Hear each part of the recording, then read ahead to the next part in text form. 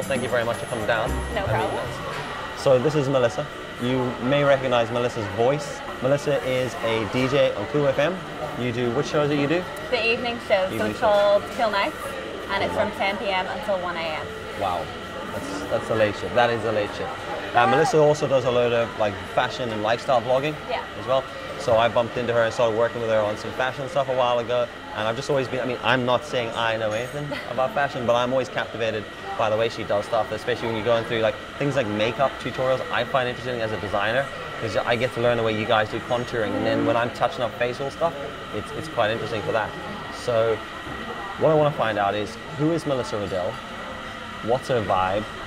And what's it like doing what you do?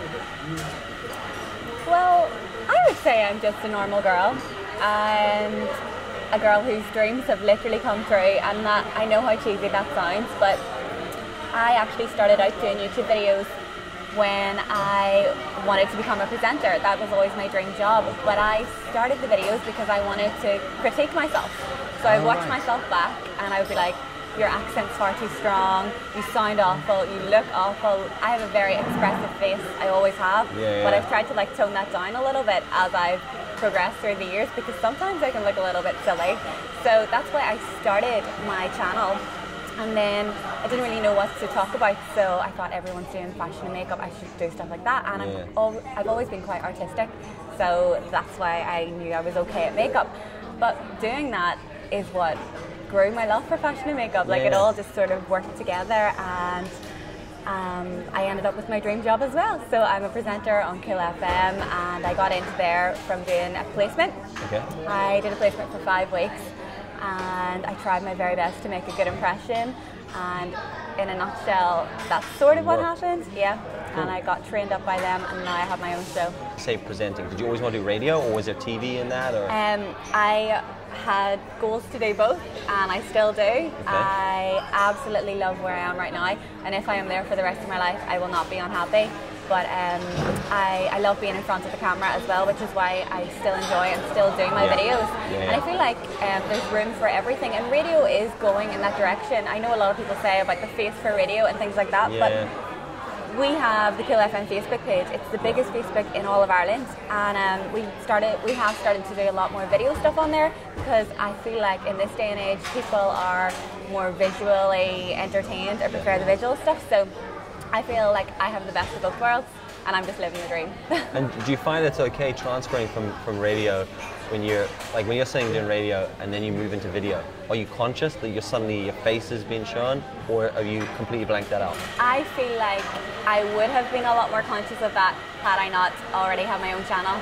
Because definitely the first time I did some video stuff for Cool, I was a little bit nervous, but I know that I would have been a lot more terrified if I hadn't, you know, the years that I've been sitting in front of a camera in my bedroom, just putting makeup on and talking to that camera.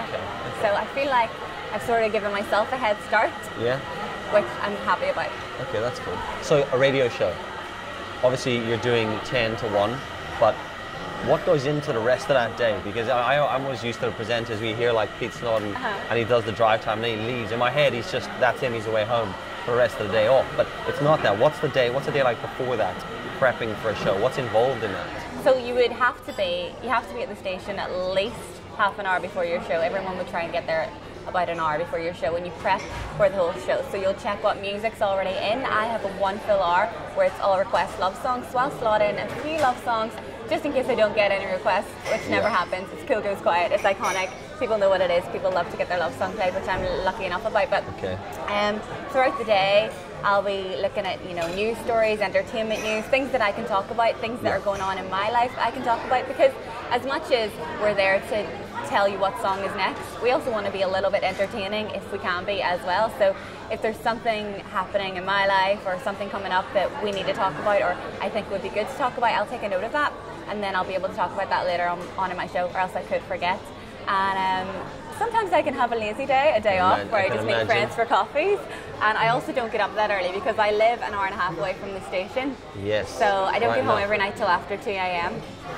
Is that 5 days a week?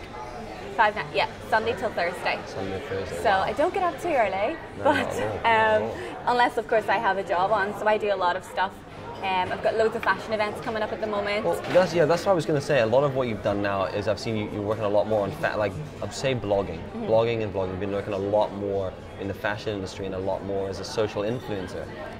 Is that something you're interested in doing a bit more of? And how have you seen that affect you, your presence maybe, your social media presence? What's the effect been with you doing that sort of stuff? It has all just worked out so nicely. Like, I never imagined it would take off the way it has, and I assume and hope that it will keep growing and I'll keep doing it more. But it all just works so nicely together. Like, at Cool, they want our profiles to obviously be as big as they can be because it looks good for us and for the station. The blogging scene in Northern Ireland has really started to grow recently over the last year, really. And there's a lovely group of girls, and we all help each other to grow. We help each other out, and it's a really supportive network to be in. And I feel like I'm in a really lucky position of just like right place, right time, and everyone's growing together. And it's really amazing. It's really interesting how, because I don't really like to call myself an influencer, but I know that's obviously what we are called. So it's so interesting that, like, if I like something and I talk about it, other people might like it too, because obviously I've been influenced by celebrities and people that I look up to my whole life, but I never imagined that would, like, I would be that as well for other people. But it shows the power of what the things you're saying and who's listening. So what do you think what's the future hold for Melissa?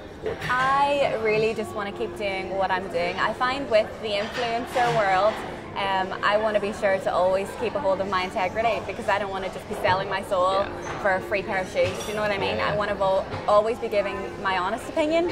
I'm still always going to be Melissa Riddell from Mayogal Road, literally the middle of nowhere. My daddy's a farmer. Do you know what I mean? I want to always just be that girl. I don't want to ever change. So I hope to always keep that. But I hope things keep going the way they're going, because I've always been ambitious, I've always had goals, and I just want to keep ticking those off the list, and so far, so good. I find it fascinating where you're from, because you're from not a rural area, are you? But you're from the countryside. From the countryside, and you do, like, so much of your persona is city-based. So, like, I didn't get that. When I met you, I assumed you were city-based. So I think it shows you how you transfer from that side. But one of your stories, you were going out for a night out, and you were about to be getting dressed and getting dressed for the night out. But before you did that, you had to jump out into the farm and count the cows. Yes. I was wetting myself laughing at that. I just thought, like, that's so cool. Like, I mean, I've never met anyone that's going to be doing that. It's like just two completely different worlds. And even talking to you, I know what it's like when I talk to you straight, and then when we stick a camera on, and your radio voice comes through in a very professional way. It's even funny, you can pick it up in your stories sometimes. So do you find, like, having that professional side of radio helps the production of all these other little bits you do? Do you find are you conscious when you put a radio voice on? I'm just calling it your radio voice, but are you conscious when you put that on?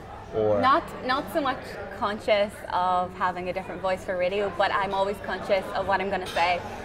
When I was first being trained, PK Paul Kennedy, he's been on the radio for years, Downtown and Kill FM, he trained me. I admire him so much, I think he's amazing. But he always said to me, never put the mic up unless you have some sort of idea of what you're about to say. Because, you know, you could stumble, and I stumble all the time, but as long as I have an idea of what I'm going to say, I feel like that's what makes it sound a little bit more put together, because I already know what I'm going to say. That probably, it's all like subconsciousness, I think. I don't make a conscious decision to sound different. And I don't know that I sound a lot different, but I think that's what it is. It's quite interesting. Like, so when you do listen, it's not like it's black and white, but you can hear there's like a way, and it's very well presented. I think it's really good. It's very clearly spoken. I'm a mumbler, so like tips from that are always handy for me. What are you excited about at the minute about that whole world of blogging?